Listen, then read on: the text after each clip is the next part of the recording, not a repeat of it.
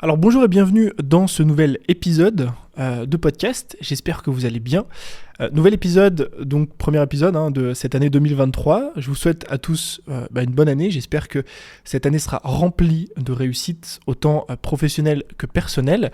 Et qui dit premier épisode de l'année dit forcément nouvelle résolution et dit nouveau départ. Aujourd'hui, j'aimerais vous partager un nouveau départ que je vais prendre cette année. Alors je vous rassure, c'est rien de bien méchant. Je vais pas changer de carrière, je vais pas changer de vie, je vais pas changer de business.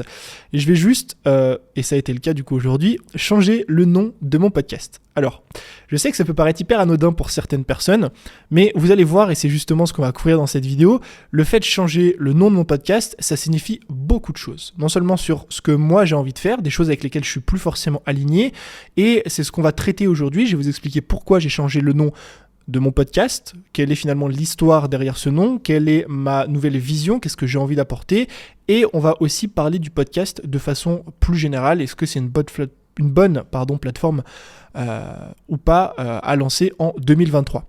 Donc avant de démarrer, il y a une toute petite parenthèse que j'ai envie de faire. J'aimerais lire un avis que quelqu'un m'a laissé récemment sur Apple Podcast. Je le précise, ça me fait très plaisir de lire vos avis, de voir que vous prenez 15 secondes dans votre journée pour me laisser un petit avis sur Apple Podcast. Sachez que pour vous, c'est pas grand-chose, mais pour nous, ça représente énormément parce que plus le podcast a d'avis, mieux il est référencé et plus finalement nous, ça nous aide et ça nous soutient. C'est Naisco qui a laissé cet avis. Salut Tony, je fais partie de la majorité silencieuse d'Internet, mais merci pour ton contenu enrichissant et qui va dans la bonne direction à mon sens. J'ai pris quelques-unes de tes formations et aucune surprise, net et précis. Du contenu de qualité qui, j'en suis sûr, me fera gagner des années et à tous ceux qui les suivront. Donc, merci beaucoup, Naisco, et merci aussi à toutes les personnes qui prennent 15 secondes, parce que croyez-moi que c'est pas bien plus long, de leur journée pour laisser un avis sur Apple Podcast ou Spotify. Et si jamais c'est pas le cas, surtout, n'hésitez pas à le faire. Donc, parenthèse terminée. Il est temps de savoir pourquoi est-ce que j'ai changé le nom de ce podcast. Alors déjà, pour ceux qui ne sont pas sur YouTube, vous ne l'avez pas vu, avant mon podcast s'appelait L'école des créateurs. Maintenant, le podcast s'appelle But First Coffee. Ça n'a absolument rien à voir. En plus de ça, c'est de l'anglicisme et je sais qu'il y en a qui détestent. Alors je suis désolé pour ça. Malheureusement, j'ai essayé de le faire en français, ça rend beaucoup moins bien. Donc ça restera tout simplement en anglais et on est vraiment pour le coup sur deux noms totalement différents, et c'est justement ça que j'aimerais vous expliquer. Pour comprendre un petit peu tout ça, il faut qu'on remonte quelques années en arrière. Pourquoi ? Parce que moi et le podcast, ça a été pendant des années une histoire d'amour et de haine. Pour ceux qui ne le savent pas, et je sais que c'est le cas de beaucoup de personnes, parce que je reçois souvent ce DM à chaque fois que je fais la promotion de mon podcast, des personnes qui me disent « Mais Tony, j'étais même pas au courant que tu avais un podcast ». Alors sachez-le, le podcast a été créé en 2018, donc celui que vous êtes en train d'écouter et de regarder, ça fait maintenant 4 ans, du coup, 5 ans quasiment que j'ai le podcast. Et en plus de ça, c'est un podcast qui comptabilise pas loin quand même de 150 épisodes. Et oui, j'ai énormément créé sur ce podcast. Ça a été pour moi une plateforme très intéressante que j'ai toujours adorée. Donc l'histoire que j'ai avec ce podcast, elle est très simple. Vous le savez, j'ai démarré à l'époque sur YouTube. Je faisais du contenu vidéo parce que c'est tout ce que j'ai toujours aimé. Et tout ce que j'aime aujourd'hui, c'est prendre un micro, allumer une caméra, organiser un joli setup derrière moi et tout simplement parler. C'est avec YouTube que j'ai le plus d'attrait parce que j'adore créer sur YouTube et j'adore aussi consommer du contenu sur YouTube. Et donc je me suis lancé dans cette optique-là parce que c'était pour moi la meilleure plateforme quand j'ai démarré en 2017. Et quelques mois après, quasiment un an après, début 2018, il y a une plateforme, il y a un style de contenu qui commence à émerger. Alors, je resitue un petit peu, on est en 2018. Le podcast, c'est quelque chose de tout nouveau, dont personne ne parle. Il y a très, très, très peu de podcasts en français, beaucoup moins que ce qu'il y a aujourd'hui. Il y a quelques podcasts en anglais parce qu'ils ont toujours un petit peu à temps d'avance, mais c'est quelque chose d'assez nouveau. Donc, je vois des personnes autour de moi commencer à parler de podcasts. Écoute Apple Podcast, ça peut être quelque chose d'intéressant. Donc, je vais chercher, je vais regarder, je vais me dire pourquoi pas, c'est comme une vidéo YouTube finalement sans l'image. Et je commence à écouter des podcasts et là, c'est coup de cœur. J'ai un réel coup de cœur pour ce format, autant d'un point de vue consommation que d'un point de vue création. Pourquoi ? Parce que quand vous écoutez un podcast, vous avez la liberté de pouvoir faire ce que vous voulez. Vous avez la liberté de pouvoir écouter un podcast en même temps que vous cuisinez, en même temps que vous faites du vélo, en même temps que vous allez vous balader le matin, en même temps que vous allez boire un café. Et pour moi, c'est quelque chose qui est extrêmement intéressant parce qu'on a ce côté multitâche très productif qui permet finalement, le but c'est pas juste d'être productif, mais qui permet d'augmenter la quantité d'informations sans forcément y passer plus de temps. Donc ça permet de vous former très facilement. Moi j'ai toujours adoré ça. Le deuxième point que je trouve très intéressant aussi, donc là c'est autant d'un point de vue pour le coup consommateur que créateur, c'est que le podcast pour moi ça a ce côté pur. Pour moi le podcast c'est un contenu qui est pur parce que il n'y a pas de fioriture, on va pas chercher comme on peut le faire sur YouTube à faire des vues. Il y a beaucoup moins cette idée d'algorithme, de se dire faut faire tel épisode parce que YouTube va le mettre en avant. Le podcast ça fonctionne pas du tout de la même façon. On n'a pas de la musique, des transitions, des cuts, une image, etc. On se concentre sur une seule chose, c'est notre texte, notre voix, et on délivre. Donc du côté du créateur, c'est hyper intéressant parce qu'on a un contenu qui est pur. Et si vous passez 5 heures par exemple, ou allez peut-être un peu moins parce que ça ne met pas réellement 5 heures à faire une vidéo YouTube, mais si entre l'installation du setup, le tournage, la caméra, le machin, le truc, le montage, vous passez peut-être, pas loin en final, 5 heures pour une vidéo YouTube, eh bien vous allez pouvoir passer beaucoup moins de temps pour un contenu qui va être similaire en audio sur un podcast. Et donc d'un point de vue consommateur, c'est aussi ce que j'aime, c'est qu'on a quelqu'un dans nos oreilles, on a un contenu qui est pur, il nous délivre un message et on écoute. Donc en fait tout ça, quand j'ai commencé à écouter des podcasts, je me suis dit mais finalement pourquoi pas essayer. Il faut savoir que moi à l'époque, j'ai tout testé. J'avais même un blog, je rédigeais des articles, j'ai testé le podcast, YouTube, j'ai testé Pinterest, j'ai tout fait. Et il s'avère que j'ai commencé à réellement apprécier créer du contenu podcast pour ce que je viens de vous expliquer là, le côté justement pur, le côté simple de création, à tel point que passé un moment, j'avais même arrêté YouTube, ce qui me paraît totalement fou. J'avais arrêté YouTube pour me mettre uniquement au podcast et je m'étais même lancé un défi en décembre 2018. Vous pouvez remonter un petit peu le podcast pour écouter ces épisodes. J'étais en Malaisie à l'époque pour me lancer un défi de publier un podcast par jour pendant 30 jours sur le mois de décembre. Donc aujourd'hui, on voit beaucoup de podmas, c'est comme les vlogmas, c'est un épisode de podcast pendant le mois de décembre. Eh bien moi, j'anticipais déjà, j'avais fait ce challenge-là au mois de décembre 2018. Donc voilà, c'est pour vous expliquer que j'ai vraiment un sentiment, une relation de amour-haine. Pourquoi haine avec le podcast ? Parce que j'ai pas une haine envers le podcast, mais j'ai la haine envers l'hésitation constante que j'ai eue pendant des années entre le podcast et YouTube, entre est-ce que j'arrête le podcast pour me mettre à YouTube pour reprendre ou est-ce que j'arrête YouTube pour reprendre le podcast. Enfin bref, ça a été un petit peu des montagnes russes pendant des années, en reprenant, en arrêtant, etc. Ça m'est arrivé pendant des mois, en fait, même quasiment de plus créer de contenu sur le podcast. C'est ce qui est arrivé en 2020. Je crois que j'ai dû faire un épisode de podcast.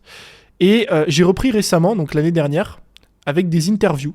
Je trouvais ça intéressant parce que ça me permettait finalement d'apporter de la valeur aux gens, ça me permettait d'avoir des discussions intéressantes avec des personnes et ça me permettait du coup de dissocier YouTube et le podcast. Sur YouTube, c'est moi qui fais des vidéos et sur le podcast, c'est plus des interviews.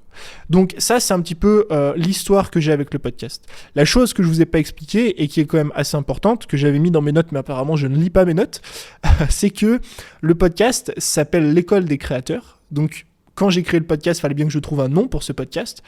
Et l'École des créateurs, ça me paraissait être une bonne solution parce que j'ai toujours voulu aider les créateurs de contenu. C'est ce que je fais aujourd'hui, même si je parle plus souvent d'entrepreneurs. Moi, finalement, j'ai pas envie de m'adresser à des entrepreneurs, c'est-à-dire, finalement, tout le monde est entrepreneur. Un boulanger, c'est un entrepreneur, etc. Moi, les gens que j'ai vraiment envie d'aider, c'est les créateurs de contenu. C'est les gens qui ont une expertise, qui sont passionnés par le fait de créer quelque chose sur Internet, qui ont un message à délivrer. Donc je me suis toujours adressé à ces personnes-là et je voulais que le podcast soit une sorte de boîte à outils, d'informations, de conseils. Je voulais faire des épisodes du style 5 astuces pour être productif, 3 façons de mieux travailler, 4 étapes pour faire je sais pas quoi. Et donc on avait cette idée de créateur et d'apprentissage, et je me suis dit l'école de créateur c'est peut-être quelque chose finalement qui matche bien. On a ce côté école où on apprend, on a ce côté créateur de contenu. J'ai fait un sondage, les gens ont kiffé et j'ai appelé ça du coup l'école des créateurs. Donc voilà un petit peu toute l'histoire du podcast, de ma relation avec le podcast jusqu'à aujourd'hui, ou plutôt jusqu'à avril 2022, donc avril de cette année. Donc, époque à laquelle je continuais du coup à faire mes interviews. Et en fait, depuis avril 2022, si vous l'avez remarqué, je n'ai pas sorti d'épisode de podcast, mis à part ceux que je viens de reprendre là depuis quelques semaines. Pourquoi ? Parce que justement, j'avais envie de revenir sur le podcast, parce que je trouvais que c'était un format très intéressant, encore une fois, amour-haine, c'est un format avec lequel j'adore créer. Mais j'avais une sorte de tiraillement, j'étais tiraillé finalement entre, encore une fois, YouTube et le podcast, entre me dire, si tu te mets sur un podcast, est-ce que le podcast tu le publies sur YouTube ? Mais si tu le publies sur YouTube, du coup, c'est plus un podcast, c'est une vidéo YouTube. Et du coup, les gens, ils vont penser quoi ? Et du coup, les gens, ils vont dire quoi ? Et du coup, l'expert de telle plateforme, Pierre-Paul Jacques, il a dit que mettre des podcasts sur YouTube, c'était pas bien. Ou mettre une vidéo YouTube sur un podcast, c'était pas bien, etc., etc. Et cette peur-là, ce sentiment de... j'ai l'impression de pas faire les choses bien, de toujours me poser des questions sur savoir est-ce que oui ou non je le fais, m'a bloqué littéralement pendant des mois, ce qui a fait que je n'ai pas créé de contenu pendant des mois. Donc je me suis dit finalement, arrête de te poser toutes ces questions, recentre-toi sur ta mission de vie. Et ma mission de vie, c'est d'aider les créateurs de contenu, c'est d'aider les entrepreneurs, d'aider les gens, plus généralement de partager quelque chose. Moi, ce que j'aime, ce que j'ai envie de faire, c'est de partager. C'est de partager ce que je lis, c'est de partager ce que j'apprends, partager des idées qui peuvent aider les gens à partir du moment où une idée, un épisode, un podcast, une vidéo, une story, peu importe, peut aider ne serait-ce qu'une personne, j'ai tout gagné. Donc je suis revenu un petit peu à ça, à me dire finalement, est-ce que le melting pot qu'il y a dans ma tête et l'hésitation n'est pas en train de me freiner en ce qui concerne ma mission de vie ? Et je me suis dit que oui, donc il fallait que j'arrête. Et c'est là justement où je me suis dit, tu vas reprendre des épisodes, ça a démarré il y a à peu près 4 semaines, je publie maintenant un épisode tous les dimanches. Je vais essayer de tenir ce rythme-là, de publier un épisode tous les dimanches, mais en tout cas, je reprends plaisir à créer du contenu, je reprends plaisir à moins me prendre la tête, de savoir est-ce que je le publie sur YouTube, le podcast ou pas. Je publie tout sur YouTube et tout sur le podcast. Donc ça a été la reprise, ça a été un petit peu un nouveau départ. Maintenant, il y a eu un hic dans ce nouveau départ, dans cette remise un petit peu dans la création des podcasts, dans cette remise en route, c'est que j'ai changé le format des épisodes. Vous l'avez vu, pour ceux en tout cas qui me suivent depuis des années sur le podcast, les épisodes ne sont plus du tout les mêmes.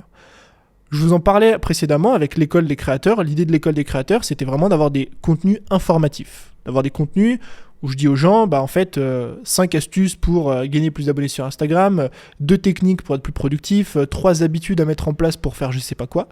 Et ces contenus-là, en fait, j'ai plus envie de les faire. J'ai plus envie de les faire, en tout cas, sur le podcast. J'ai envie de les faire sur YouTube, je vais continuer. J'ai envie de les faire sur Instagram. Mais ce que j'ai envie de faire avec ce podcast, c'est finalement partager des idées. C'est partager plutôt des contenus qui vont être philosophiques, où on va essayer d'avoir un impact bien plus grand. Pourquoi ? Parce que les contenus philosophiques, c'est les contenus qui vous apportent le plus de résultats.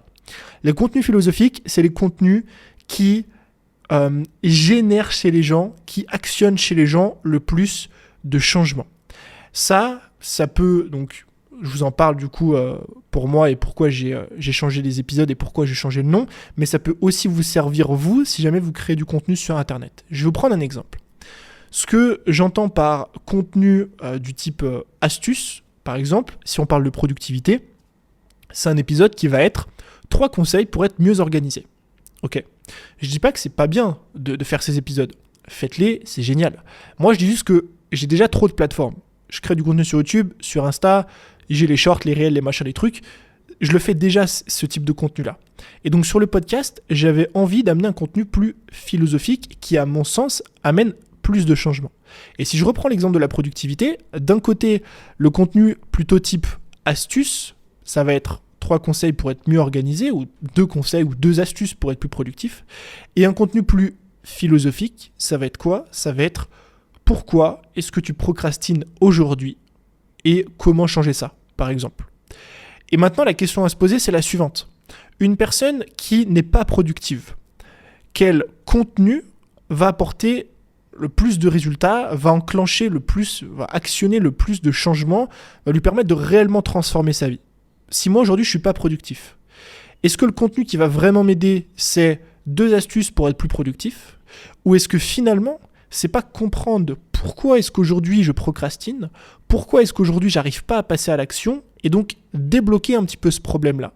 Et donc à mon sens, les astuces, etc., ça sert, mais pour moi, ça vient après les contenus philosophiques. Parce qu'il faut d'abord déclencher le problème, il faut d'abord résoudre le problème de base et initial, lié finalement à la procrastination. Peut-être que la personne n'a pas bien défini ses objectifs, peut-être qu'elle n'a pas un pourquoi qui est assez fort, peut-être qu'elle n'a pas trouvé ce qui la passionne vraiment.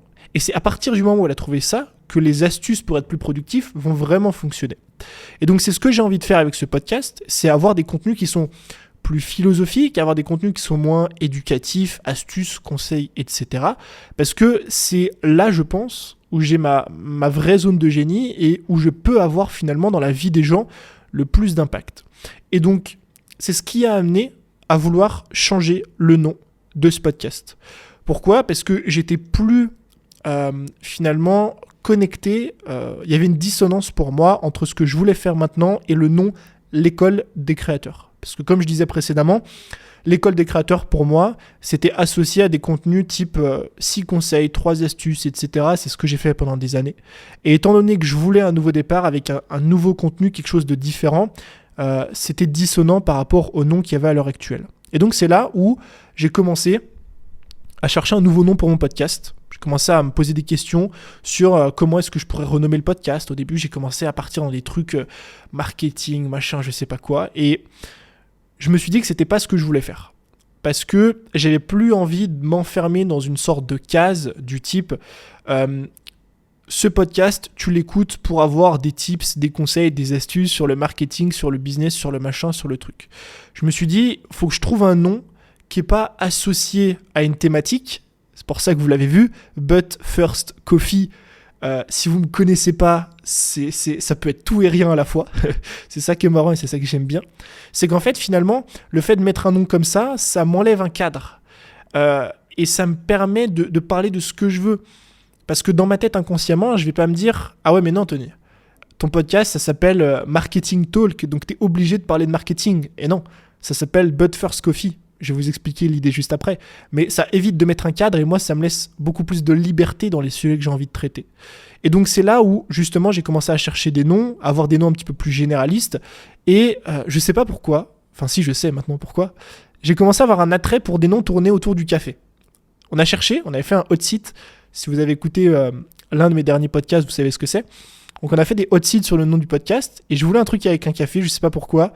Pour ceux qui me regardent sur YouTube, j'ai un tatouage de café juste ici sur le bras. J'ai un amour pour le café, c'est comme ça. Je pense que je suis pas le seul. Tous les entrepreneurs un petit peu sont passionnés de café, aiment le café. Enfin bref. Et je voulais un truc spécifiquement autour du café. On a commencé à chercher Coffee Talk, etc. Et c'était un petit peu flou. Et à un moment, je sais plus qui c'est qui m'a proposé ça. Je crois que c'est Claire. Ouais, je crois que c'est Claire qui m'a dit But First Coffee. Je crois que c'est elle, il me semble. Je sais plus, mais bref. Quelqu'un qui me propose But First Coffee. C'est l'idée, en fait, de un café avant tout, un café avant de démarrer la journée. Et quand j'ai entendu ce nom-là, je me suis dit, mais c'est exactement ce que je veux faire.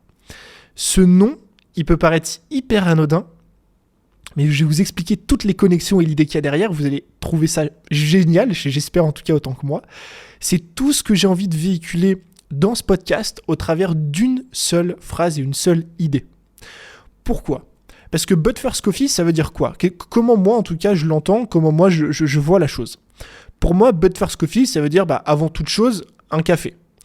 Moi, à titre personnel, en tant que Tony Neves, personne vivante, je ne peux pas démarrer ma journée sans café. Alors je sais que les gens du bien-être vont me dire le café c'est pas bon, c'est machin, c'est trucs, peut-être, peu importe, je suis addict, j'en sais rien, je m'en fiche. Je suis honnête avec vous, je ne peux pas démarrer ma journée sans café, c'est comme ça. Avant mon café, je suis pas réveillé, faut pas me parler, je suis dans les vapes. Et pour moi, le moment café du matin, c'est pas juste pour me réveiller, c'est pas juste, vous savez, il y en a beaucoup qui ils prennent un café comme ça, noir, en dosette, et hop, ils le boivent en 2 secondes et ils partent au boulot. Moi, c'est pas ça. Pour moi, le café, c'est un moment, évidemment, un moyen de me réveiller avec un peu de caféine et tout, mais c'est surtout un moment que j'apprécie passer le matin. Quand je me fais un café le matin, je bois mon café au moins, je pense, en 20, 25, 30 minutes. Parce que c'est pas juste boire un café, c'est un moment que j'aime passer. C'est un moment de calme, finalement, avant ma journée. Et pour moi, durant ces moments-là, bien souvent, ce que je fais, c'est que j'écoute un podcast. Je me mets quelque chose dans les oreilles, je ne parle à personne autour de moi. J'ai mon café, j'ai mes écouteurs, j'ai quelqu'un qui parle, je bois mon café, je regarde les gens passer dans la rue. Et littéralement, je vous jure que je passe le meilleur moment de ma journée durant ce café matinal. Et donc pour moi, ça faisait sens du côté écoute, pour vous finalement, But First Coffee, c'est un petit peu ce que j'ai envie de faire en fait avec ce podcast. J'ai envie que vous m'écoutiez, alors pas tous les matins malheureusement, je suis désolé, je peux pas pouvoir faire ça tous les matins, mais qu'on passe un petit moment et j'ai envie de vous accompagner dans ce réveil matinal d'entrepreneur avant d'attaquer votre journée, d'écouter un petit truc comme ça pendant que vous buvez votre café. Donc j'avais vraiment cette idée en tête de me dire mais c'est exactement de cette façon que j'ai envie que les gens m'écoutent. Et deuxièmement, surtout, donc là depuis tout à l'heure je parle du côté consommateur on va dire, moi du côté créateur, parce qu'il y a aussi ce côté-là. But First Coffee, ça veut dire quoi ? Pour moi, c'est lié au café. Donc c'est ce que je disais avant, on démarre sa journée avec un café et rien d'autre. Et c'est aussi pour moi un café et le moment qu'on passe le matin, c'est un moment chill, calme, tranquille, on est posé. Si vous êtes avec des amis, vous discutez, c'est calme, voilà, il n'y a pas de bruit, il n'y a pas de... Et c'est de cette façon que j'ai envie de créer mon podcast. C'est-à-dire que But First Coffee, c'est pas un podcast dans lequel je vais structurer plein de choses, dans lequel je vais avoir un script. Là, j'ai peut-être 4 bullet points qui sont collés les uns aux autres que je ne regarde même pas. J'ai vraiment envie que ce soit un truc chill, détente, conversationnel, où finalement, vous avez l'impression quand vous écoutez ce podcast et que vous prenez votre café le matin, peut-être que je suis là à côté de vous en train de boire ce café et qu'on discute ensemble. Et c'est vraiment toute l'image que j'ai. Alors peut-être que, je pars un petit peu trop loin dans mon idéologie, mais en tout cas, j'ai vraiment vu ça quand j'ai entendu ce nom et je me suis dit, pourquoi pas ? Parce que d'un côté, c'est comme ça que j'ai envie que les gens m'écoutent, de l'autre, c'est comme ça que j'ai envie de créer, et troisièmement, comme on le disait aussi, le fait que ce soit un nom un peu plus généraliste, ça m'évite, moi, de mon côté, de me mettre dans une case et je peux parler de ce que je veux. Vous l'avez vu, j'ai parlé de peur du regard des autres, j'ai parlé de mythes sur l'entrepreneuriat. Bientôt, je vais faire des épisodes sur l'investissement. Enfin, en gros, le premier appartement qu'on a acheté avec Jess. Enfin, vraiment, je me mets plus de limites. C'est juste un épisode que vous allez écouter, j'espère, et vous allez apprendre des trucs sur la vie, finalement. C'est exactement ce que je veux avec ce podcast. Donc, voilà un petit peu l'histoire du nom, du changement, passer de l'école des créateurs à But First Coffee. Maintenant, j'aimerais parler de façon un peu plus générale sur ce que je pense du podcast et surtout de l'avenir du podcast. Parce que je suis sur Internet depuis 2017. Je ne suis pas le plus vieux, il y a des gens qui sont là depuis bien plus longtemps que moi, mais je ne suis pas le plus jeune non plus. Ça va faire bientôt 6 ans. Et croyez-moi, en 6 ans, j'ai vu beaucoup de choses passer. J'ai vu le podcast émerger quand il est sorti, du coup en 2017, des créateurs se mettre dessus. Et je vois le podcast aujourd'hui. Et pour moi, je pense réellement que 2023, j'en suis intimement convaincu, 2023 va être l'année du podcast. Pourquoi ? Parce qu'on en parlait en 2017, 2018, on se disait mais le podcast ça va être une révolution, tout le monde va se mettre au podcast, il faut vous mettre au podcast. Et j'ai un peu l'impression que c'était comme une bouteille à la mer, c'était comme jeter une goutte d'eau dans une piscine, parce que j'avais l'impression que le marché du côté écoute consommateur n'avait pas encore adopté la chose. J'ai l'impression en 2022 que c'est le cas, pour plusieurs raisons. La première, c'est qu'il y a de plus en plus de personnes qui écoutent des podcasts.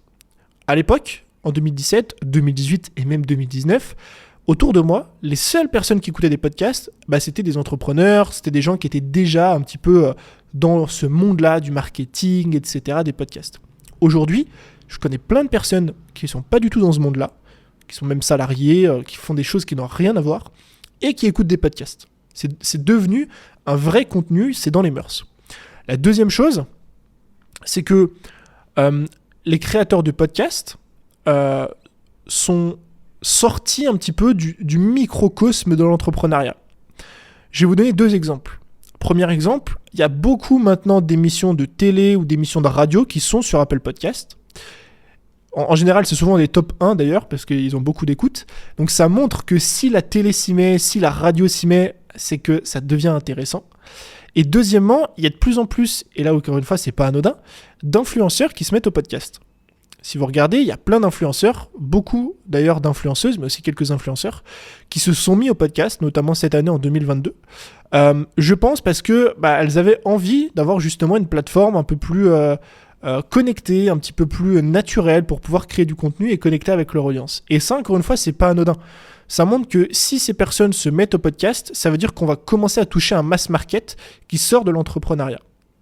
Et la troisième chose, c'est qu'il y a de plus en plus de personnes du coup qui créent des podcasts de façon générale. Donc pour moi, 2023, ça va vraiment être, je pense, une année à podcast. Donc il y a ça qui me fait dire ça. La deuxième chose, c'est que je pense que les formats longs vont prendre de plus en plus de place, ou plutôt vont devenir de plus en plus importants. Je pense qu'on a eu un gros boom avec les contenus courts, les shorts, les réels, etc. Et je suis convaincu que ça va continuer. Mais je pense que les gens vont vouloir aussi, au-delà des contenus shorts qui sont sympas, c'est cool, ça fait des vues, etc. Ils vont vouloir aussi passer des moments plus profonds, plus sincères, sur des formats plus longs. Ils vont préférer prendre le temps. Et ça, je pense qu'on va vraiment arriver à un tournant à ce niveau-là. Et pour moi, la dernière chose, c'est que vous pouvez aujourd'hui, ce qui est intéressant, combiner du coup votre podcast, la création d'un podcast, à différentes stratégies de croissance qu'on n'avait pas forcément avant. En fait, vous faire connaître sur un podcast en 2018 ou en 2017, c'était hyper dur. Vraiment, c'était très très dur parce que le podcast n'a pas ce moteur de recherche, n'a pas forcément ce côté algorithmique où on va mettre en avant votre contenu, etc. C'est très compliqué de générer des vues sur un podcast. Maintenant, avec la vidéo, donc par exemple sur YouTube, comme moi je suis en train de le faire en publiant mon contenu format vidéo, et surtout avec les shorts, les réels, vous avez le potentiel finalement, quand vous enregistrez votre podcast, de couper des mini-clips que vous allez partager sur les plateformes. Et donc ça vous permet directement de driver du contenu sur votre podcast. Et donc cette nouvelle forme-là de croissance, pour moi, elle donne encore plus de pouvoir au podcast, plus de poids au podcast, parce que on peut finalement faire d'une plateforme sur laquelle c'est assez compliqué d'attirer des gens, un vrai canal de communication sur lequel on peut prendre le contenu natif, créer des mini-clips, partager ça un petit peu sur les différentes plateformes et ramener ce trafic sur le podcast pour les gens que ça intéresse. Et moi, je suis convaincu que ces choses-là, mises toutes bout à bout, offrent une opportunité incroyable, je pense, en 2023, de créer un podcast. Donc ce message, il n'y a pas vraiment de but, j'avais juste envie de vous partager ça.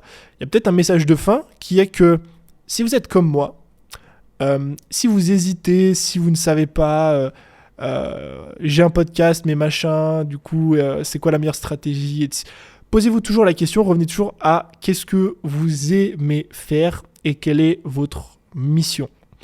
Et si vous me dites, moi, ce que j'aime, c'est créer du contenu. Moi, ce que j'aime, c'est partager des idées. Moi, ma mission, c'est d'aider les gens dans X, Y, Z domaines. Et j'hésite à faire le podcast, à faire un podcast. Oui, faire-le ou faire un podcast plutôt. J'hésite à faire un podcast parce que Pierre-Paul Jacques, il m'a dit que c'était pas bien, que ça servait à rien, que finalement, si je fais ça, je pouvais pas. Honnêtement, posez-vous moins de questions, passez plus à l'action, parce que croyez-moi que de 1, c'est comme ça que vous allez avoir des résultats. Et de 2, c'est aussi comme ça que vous allez trouver des réponses. Si vous hésitez entre plein de plateformes, entre différentes choses, la meilleure façon de trouver la réponse, c'est de les faire. Vous n'allez pas mourir si vous lancez un podcast et que vous arrêtez au bout de quelques semaines ou quelques mois. Bibi, il est là pour vous en parler. J'ai lancé ce podcast et j'ai arrêté, j'ai repris, j'ai arrêté. J'ai fait que ça pendant quasiment 5 ans. Donc c'est ok. Si jamais c'est un truc qui vous dit, un projet qui vous dit, juste lancez-vous et vous verrez bien ce qui va se passer. Donc voilà, on a terminé avec cet épisode. En toute honnêteté, je pensais pas qu'il allait être si long. Je pensais que j'allais vous expliquer tout ça en 15 minutes. Mais voilà, à mon habitude, je ne sais pas tenir apparemment ma langue dans ma bouche. J'espère en tout cas que cet épisode vous a plu. Comme d'habitude, si c'est le cas, 10 secondes de votre journée pour me laisser une petite note et ça apporterait énormément à ce podcast. En tout cas, je vous remercie quand même. Si vous ne laissez pas de note, je vous rassure, c'est pas très grave. Je vous remercie d'avoir écouté cet épisode jusqu'à la fin. Je vous dis à très vite pour un nouveau contenu. C'était Tony. Ciao.